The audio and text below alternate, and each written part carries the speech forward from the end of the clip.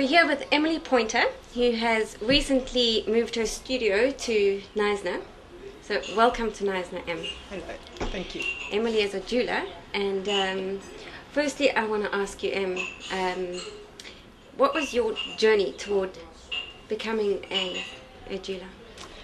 It took a while. After school, I really did not want to study, and I actually had a tarot card reading.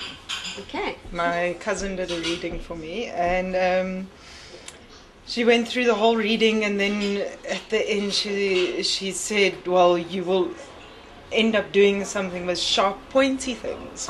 I was 18 at the time, and I did a lot of clothing, and I'd made my own clothes and that kind of thing. So I thought, sharp, pointy things, scissors, needles. Yeah. And when I said this to my cousin, she's like, no. And I'm like, well, what is it? And Yeah. she's like, no, sharp, pointy things. And I was like, okay, well. And she obviously didn't know what went into making jewelry. Yeah. Yeah. So she couldn't place it. Right. So, so I was left with that, not knowing what she was on about, and carried on doing my clothes. And and then a few years later, another friend said that he reckoned I was going to end up doing small sculptural things. And at that point, I was very busy painting. And I was like, no, but I paint. Yes. Like, stop telling me what I'm going to do. Yeah. And then a friend of a friend introduced me, like, into the idea of making jewelry. Right. It's quite a, you see these things, you don't know where they come from, really. Mm. So so this was like 3-4 years later. I went and did a part-time course in Cape Town in Ruth Praz, and for 6 months, and then I fell in love, and completely in love. I've seen for myself. But so how long have you been doing this trade for? Well, I went on and studied in Cape Town, and then, so that's basically about 9 years now, 10 years, yeah. All right, and I'm not going to ask you about your inspiration or anything like that, because I'm sure that changes from one minute to the next, but what is the process? I know that you're commissioned to do a lot of work for people. Yes. Obviously new to Knysna, but you have had dealings with Knysna before because you were based in Plet until recently. Yeah.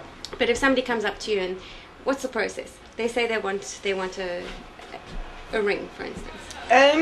What I would do is I'd get an idea of what the person enjoys visually. Mm-hmm. Go through a few books, ask them which they prefer or what they like. Just get a vague idea of who they are as well. Yes. And then I'd work within that kind of a brief, and sit down and do a few designs. Okay. By hand? Yeah, by hand.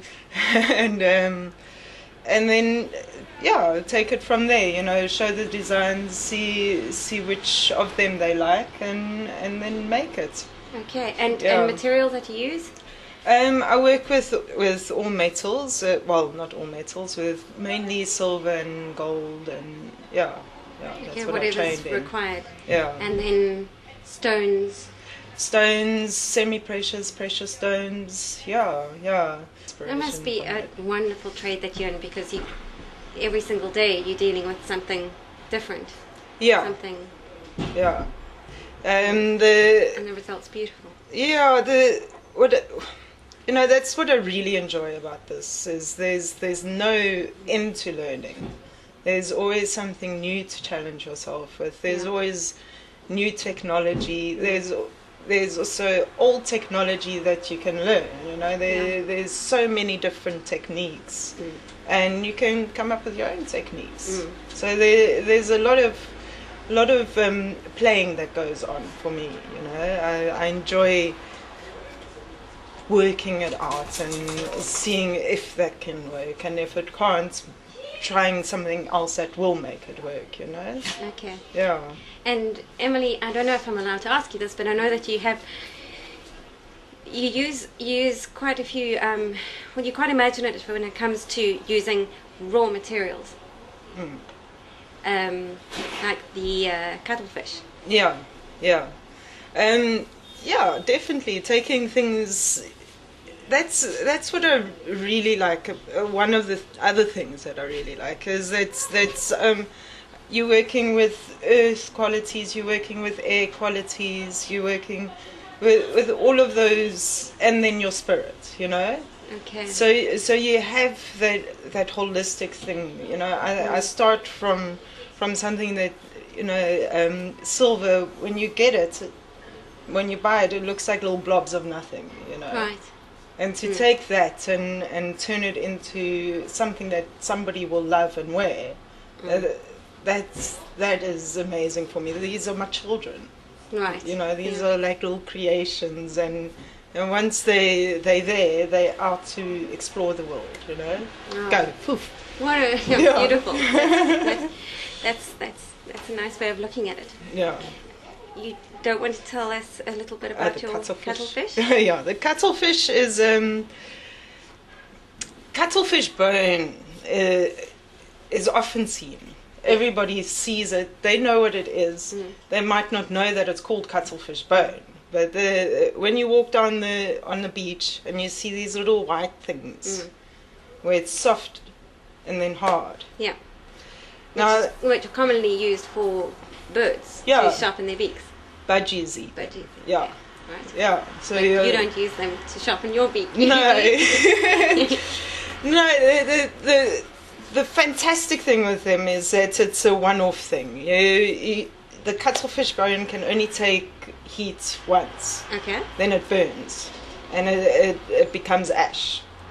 So what I do is I take that soft side and I'd flatten it, make it smooth, and then you etch out whatever shape or design, and you pour the molten silver into that, and that piece will have the grain of the cuttlefish. So you'll have that sort of fingerprint image of each one will be different, you know. Gosh, yeah. Yeah.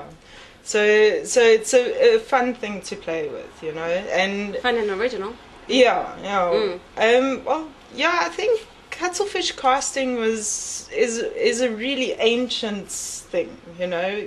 Before there was casting, there was cuttlefish casting. Okay. You know, Right. so that's the way the ancients used to do it, for instance. So, and yeah, it's a your fun personality. medium. Yeah, you can really, and because there's so much of it around, there's never a waste. Right. You Yes. know, you can always just throw that one out and take a new one and play with it again. You Yeah. know? So That's lovely. yeah, that's a cuttlefish. Now- I don't have any to show you here right now, though. Oh, well, perhaps, Yeah. you know, people can come and ask you about it if they're more curious. Mm. You're presently in the June Rock Lifestyle Centre. Yeah. Just started up About 2 weeks ago. about 2 weeks ago, yeah. Yeah. And on Grey Street, come along and meet Emily. I think you're going to be running a little bit of a competition as well. That's right. And so, thank you so much. It was very nice interviewing you, and good luck with your new venture here in Knysna. Yeah. Thank you. Okay. Yeah. Enjoy Thanks, your yeah. day. Cheers.